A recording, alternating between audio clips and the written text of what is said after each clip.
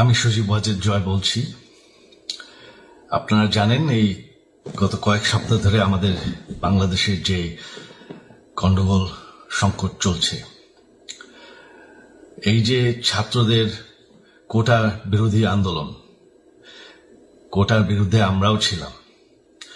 শুরুর থেকেই আমাদের সরকার কোটা সরিয়ে দিয়েছে, আমাদের সরকার তাদের সম্পূর্ণ দাবি মেনে নিয়েছে। এটা আদালতের একটা রায় ছিল, এটা আমাদের সরকারের করা ছিল না।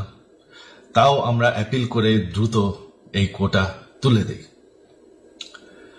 তাতেও আন্দোলনকারীরা সন্তুষ্ট না।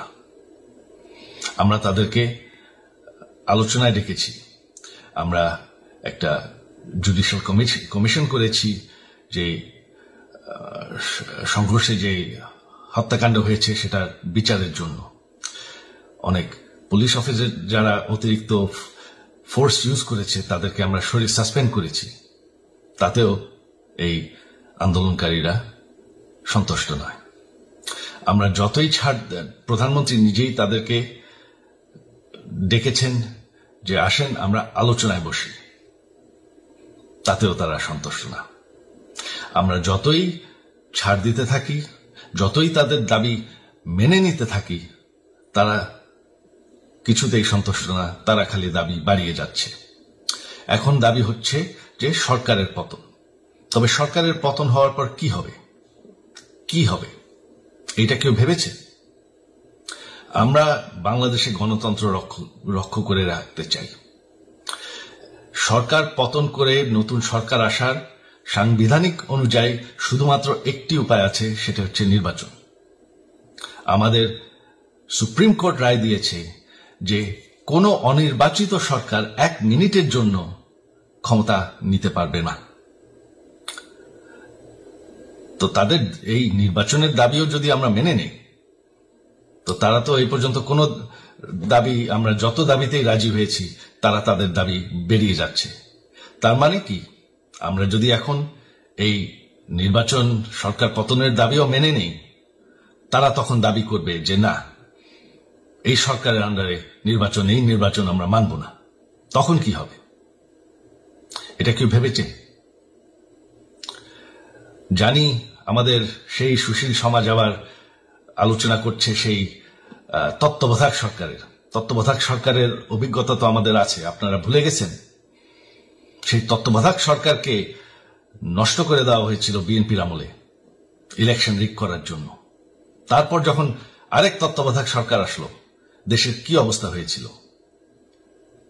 শেষমেশ সবথেকে বড় কথা যে আমাদের সংবিধানে স্পষ্ট বলা আছে এবং আমাদের সুপ্রিম কোর্ট রায় দিয়েছে যে অনির্বাচিত সরকার 1 মিনিটের জন্য দেশের ক্ষমতায় থাকতে পারবে না।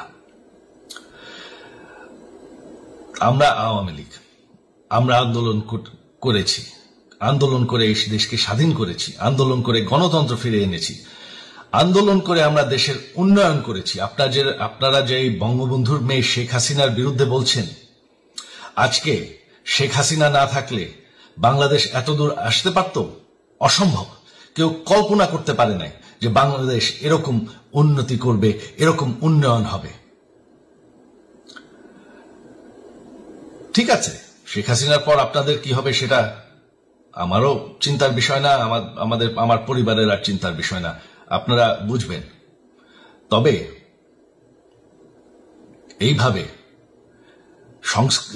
সংঘর্ষ করে, হত্যাকাণ্ড করে ক্ষমতা দখল করা যাবে না। এটা আর আন্দোলন না। যখন পুলিশ হত্যা করা হচ্ছে, নিরীহ মানুষের উপর হত্যাকাণ্ড চলছে, মানুষের বাসায় আগুন দেওয়া হচ্ছে, জার্নালিস্টদেরকে হত্যা করা হচ্ছে, এটা হয়ে গেছে সন্ত্রাস। আর সন্ত্রাস মোকাবেলা শুধুমাত্র একটি ভাবে করা যায়। আমার অনুরোধ, আমাদের ল এনফোর্সমেন্ট, আমরা অনেক ধৈর্য ধরেছি,